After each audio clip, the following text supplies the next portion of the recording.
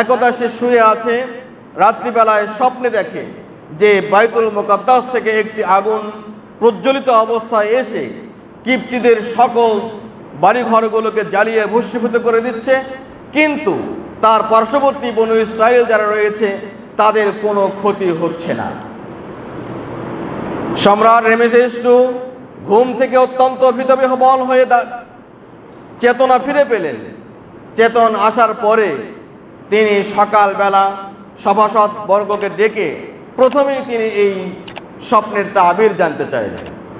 তৎকালীন সময়ে যতগুলো ভালো ভালো জ্যোতিষী ছিল, সেই জ্যোতিষীগুলো আসার পরে তারা শোনার পরে এই স্বপ্নের তাবির বা ব্যাখ্যা এইভাবে বর্ণনা করছেন যে, হে মহামান্য রাজা, আপনার এই বনু ইসরায়েলদের মাঝে, আপনার অধীনস্থ বনু ইসরায়েলদের মাঝে এমন একজন সন্তানের জন্ম নেবে, সে সন্তান আপনার রাজ্যের প্রতি অত্যন্ত হুমকি হয়ে দাঁড়াবে।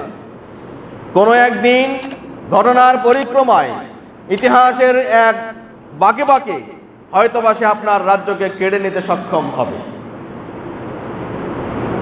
রেমেসেস অত্যন্ত বিচলিত হয়ে পড়লেন।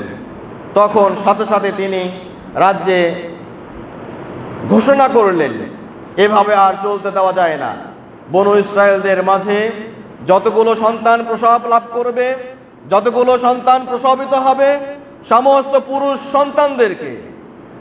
সন্তান যারা জন্ম নেবে তাদেরকে হত্যা করা হবে, একটাকে আর বাঁচিয়ে রাখা যাবে না। যে বনু ইসরায়েল আমার রাজ্যে বসবাস করবে, সেই বনু ইসরায়েল কিনা আমার রাজ্যকে আমার হাত থেকে কেড়ে নেবে, এটা হতে পারে না, কুশ্চিনকালও এটা হতে দেওয়া যায় না। অতএব সে আদেশ জারি করলো যে এখন থেকে বনু ইসরায়েলদের মাঝে যতগুলো পুত্র সন্তান জন্মগ্রহণ করবে সবাইকে হত্যা করা হবে। এই মর্মে সে রাজার রাষ্ট্রীয়ভাবে জল্লাদ বাহিনী গঠন করে এবং অনেকগুলো ধাত্রীদেরকে নির্ধারণ করা হয়, যারা প্রতিটি বাড়িতে গিয়ে গিয়ে গর্ভবতী মায়েদের হিসাব করত, গণনা করত, কোন দিন কে জন্মগ্রহণ করবে সেগুলো খাতায় লিখে নিত। ঠিক প্রসবের দিনে সেই ধাত্রীরা সেখানে গিয়ে উপস্থিত হওয়ার পর যখন দেখতো যে পুত্র সন্তান জন্মগ্রহণ করেছে, সাথে সাথে জল্লাদ বাহিনীকে খবর দিয়ে তাদেরকে ডেকে এনে মায়ের সামনে জলজান্ত ওই পুত্র সন্তানকে কেটে এবং জবাই করে হত্যা করা হতো। এইভাবে চলবার এক পর্যায়ে কিপ্তি বংশীয় লোকেরা বাদশার কাছে আবার অভিযোগ দায়ের করে যে আমাদের তো শ্রমিক শ্রেণী কমে যাচ্ছে, এইভাবে বনু ইসরায়েলদেরকে যদি হত্যা করা হয় পুত্র সন্তানদেরকে, তাহলে দূর ভবিষ্যতে ও নিকট ভবিষ্যতে আমরা আর শ্রমিক শ্রেণী পাবো না, কাজের কোনো লোক পাবো না। তখন আবার আদেশ জারি করা হয়, ঠিক আছে, তাহলে 1 বছর অন্তর অন্তর এই হত্যাযজ্ঞ চালানো হবে। 1 বছরে যায় যে সমস্ত পুরুষ সন্তান পুত্র সন্তান জন্মগ্রহণ করবে তাদেরকে বাঁচিয়ে রাখা হবে, আর পরবর্তী বছর যারা পুত্র সন্তান জন্মগ্রহণ করবে তাদেরকে হত্যা করা হবে, জবাই করা হবে। ঠিক এইভাবে চলতে থাকলো। যে বছর পুত্র সন্তান বেঁচে থাকার অধিকার পায় সেই বছর জন্মগ্রহণ করলেন মূসা আলাইহিস সালাতু ওয়াস সালামের সহোদর বড় ভাই হারুন আলাইহিস সালাতু ওয়াস সালাম। মূসা আলাইহিস সালাতু ওয়াস সালাম গর্ভে আসলেন। তিনি সেই এমন সময় জন্মগ্রহণ করলেন যে বছরে মূলত রাষ্ট্রীয়ভাবে আদেশ জারি ছিল, এ বছরে যত পুত্র সন্তান জন্মগ্রহণ করবে সবাইকে হত্যা করা হবে। মূসার মা অত্যন্ত বিচলিত হলেন, গর্ভপাত ঘটল, মূসা আলাইহিস সালাতু ওয়াস সালাম জন্মগ্রহণ করলেন। তার মা অত্যন্ত বিচলিত, চিন্তিত হয়ে পড়লেন। অত্যন্ত নির্জনে, কাউকে তিনি জানালেন না, না জানিয়ে নির্জনে তিনি থাকলেন। তার হৃদয় অত্যন্ত ভয়ে বিহ্বলিত, অত্যন্ত চিন্তান্বিত হয়ে থাকলো, বিচলিত হতে থাকলো। কখন না জানি রাষ্ট্রীয়ভাবে জল্লাদ বাহিনী এসে আমার সন্তানকে জবাই করে ফেলে। আল্লাহ রাব্বুল আলামিন মূসা আলাইহিস সালাতু ওয়াস সালামের যে মা তাকে তিনি ইলহাম করলেন জানিয়ে দিলেন, সান্ত্বনা দিলেন, তুমি বিচলিত হইও না, তুমি বিচলিত হইও না, তুমি তাকে দুধ পান করাও। আল্লাহ রাব্বুল আলামিন মানে অনেকভাবেই কোরআনুল কারীমে এই ঘটনাটি বর্ণিত হয়ে আসছে। শুধু সময় সংক্ষিপ্ততার কারণে আমি শুধুমাত্র অনুবাদ এবং কাহিনীর সামারিটা উল্লেখ করছি। আল্লাহ রাব্বুল আলামিন তার মাকে ইলহাম করলেন, জানিয়ে দিলেন যে আনিরদিহি ফাইদা খিফতি আলাইহি ফালকিহি ফিল ইয়াম্মি, হে মুসার মা, তুমি তাকে নিশ্চিন্তে দুধ পান করাও। যদি তুমি শঙ্কিত হও, ভয়ে ভীত হয়ে থাকো, যদি তুমি শঙ্কা পাও অথবা তুমি জানতে পারো যে জল্লাদ বাহিনী তোমার ঘরের নিকটে আসছে, তৎক্ষণাৎ তুমি তাকে একটি সিন্ধুকে ভরে, বক্সে তাকে ভরে তাকে তুমি সমুদ্রে নিক্ষেপ করবে, সমুদ্রে ছেড়ে দেবে, বাদবাকি দায়িত্ব আমার। মুসা আলাইহিস সালাতু ওয়াস সালামের মা এক সময় তার কলিজার ধনকে, অত্যন্ত আদরের সন্তানকে একটি সিন্ধুকে ভরে তিনি নীল নদে ছেড়ে দিলেন, সাগরে ছেড়ে দিলেন, এবং তার বড় বোনকে তার পিছনে বললেন, তুমি যাও, দেখো এই বক্সটি, এই সিন্ধুকটি কোথায় গিয়ে ভিড়ে। আল্লাহ রাব্বুল আলামিন মুসা আলাইহিস সালাতু ওয়াস সালামের মাকে এটাও বলে দিয়েছিলেন যে এই সিন্ধুক আমার নির্দেশে সমুদ্রের এমন জায়গায় ভিড়বে যে ফেরার কারণে এমন ঘরে লালিত পালিত হবে যে আমারও শত্রু তারও শত্রু। সিন্ধুকটি ভাসতে ভাসতে ফেরাউনের স্ত্রীরা, যেখানে হেরেম শরীফ আছে, যেখানে তার রাজন্যবর্গের স্ত্রীরা যারা যেখানে গোসল করে, সেই ঘাটে গিয়ে ভিড়ল। ফেরাউনের পুণ্যবতী স্ত্রী আসিয়া, তিনি গোসলে গেলেন, সেখান থেকে একটি বক্স পেলেন। বক্স পাওয়ার পরে উপরে ওঠানোর পর যখন খুলে দেখলেন, অত্যন্ত অত্যন্ত সুন্দর, সুশ্রী এবং হৃদয়গ্রাহী, মনকে জয় করে এমন সুন্দর ফুটফুটে একজন শিশু সন্তান, পুত্র সন্তান সে বাক্সের মধ্যে রয়েছে, বাক্সের মধ্যে রয়েছে। উল্লেখ্য, ফেরাউনের এই দম্পতি, আসিয়া এবং ফেরাউনের দম্পতিতে কোনো পুত্র সন্তান ছিল না। যখন এই পুত্র সন্তানকে দেখলেন, তখন তার মা, তার হৃদয়টা ভরে উঠল, মাতৃত্ব কেঁদে উঠল আসিয়া। তিনি প্রাসাদে নিয়ে গেলেন, নিয়ে ফেরাউন বলল, না, কখনো কালেও নয়, এ তো পুত্র সন্তান এবং এমন সময় জন্মগ্রহণ করেছে যে বছরে তাদেরকে হত্যা করবার কথা, একে আমি হত্যা করে ফেলবো।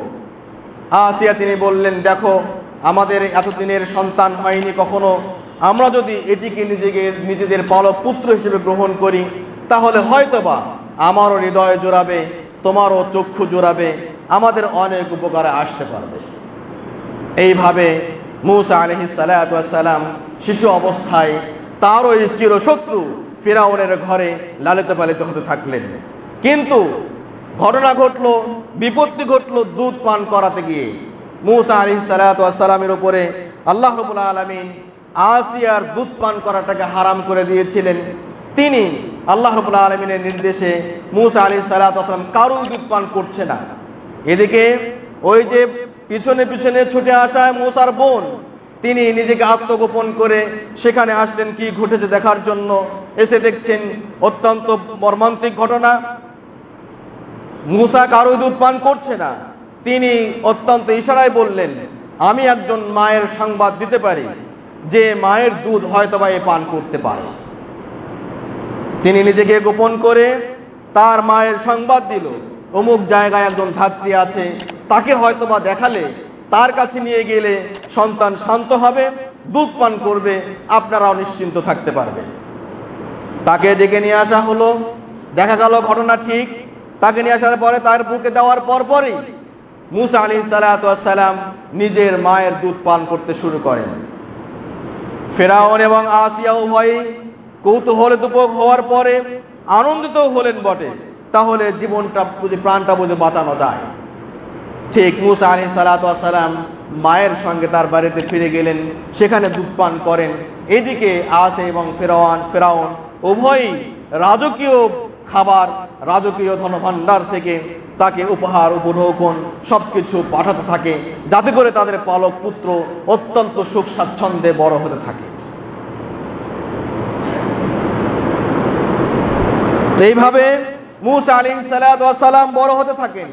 যুবক বয়সে উপনীত হওয়ার পর তিনি যখন রাষ্ট্রীয় অবস্থা অবলোকন করছেন, তখন দেখতে পেলেন ফেরাউনের শাসন ব্যবস্থা এতটাই নিষ্ঠুরতম, এতটা কঠোরতম যে তাদের শুধুমাত্র রাজন্য বর্গের সঙ্গে যারা জড়িত তারাই সুখে নখ ফুলে আঙ্গুল ফুলে কলা গাছ অথবা সুখ স্বাচ্ছন্দ্যে তারা জীবন অতিবাহিত করছে, অথচ তাদের বিপরীতে বনু ইসরাইলরা তারা সারা জীবন কাঠের ঘনি মাথায় কাঁধে করে নিয়ে ঘুরে বেরিয়ে অত্যন্ত মানবতার জীবন যাপন করছে।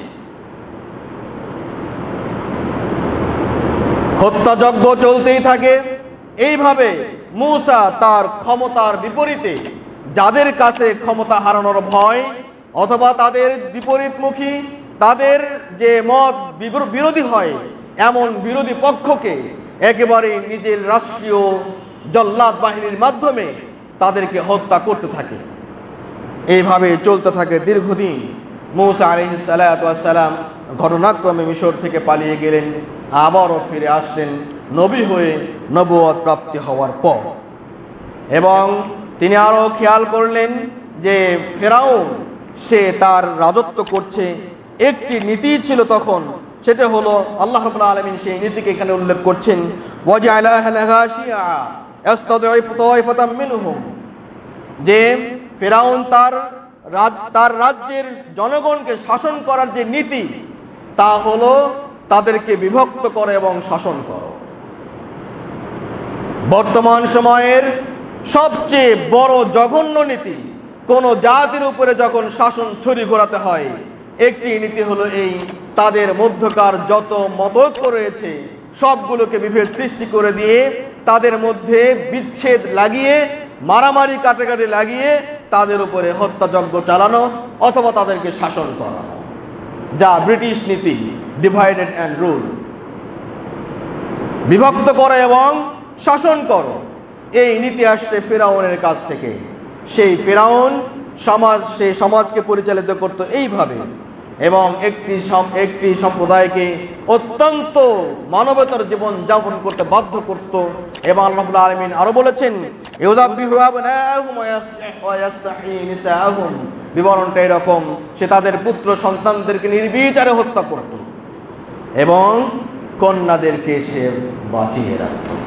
এইভাবে চলছিল ফেরাউনের শাসন ব্যবস্থা। তার বিরুদ্ধে টু শব্দ করলে অথবা তার বিরুদ্ধে কেউ অস্ত্র ধারণ করলে, তার বিরুদ্ধে কেউ কটু কথা বললে, তার বিরুদ্ধে কোনো কথা বললেই শুধুমাত্র রাজত্ব হারানোর ভয়ে, ক্ষমতা হারানোর ভয়ে তাকে এমন কোনো শাস্তি নেই, এমন কোনো ব্যবস্থা নেই যা সে গ্রহণ করত না।